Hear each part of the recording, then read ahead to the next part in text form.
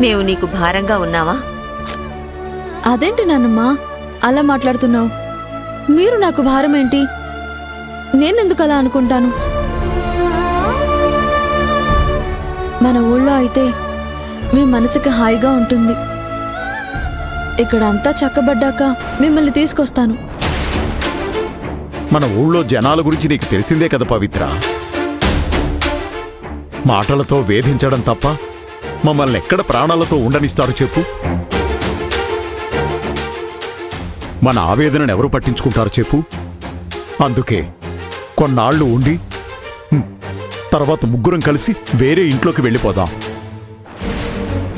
కొన్నాళ్ళుండే పరిస్థితే లేదు తాతయ్య. ఇక్కడ ఉన్న కొద్దీ నాకేదో పోగొట్టుకున్నానన్న ఫీలింగ్ వస్తోంది. అంత కంజెస్టెడ్గా ఉండలేకపోతున్నాను. దేనివల్ల ఇబ్బంది పడుతున్నావమ్మా?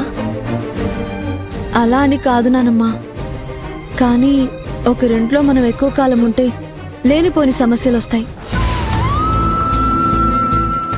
అంత దాకా తెచ్చుకోకూడదు అంటున్నాను. సరే పవిత్ర, నీ ఇష్టం. అయితే మన ముగ్గురం ఒకే దగ్గర ఉందాం తల్లి.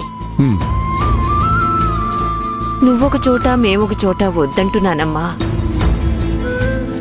కాదనుకు పవిత్ర, అర్థం చేసుకో.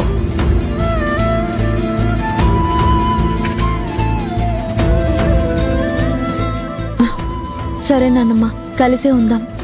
సరేనా? హా.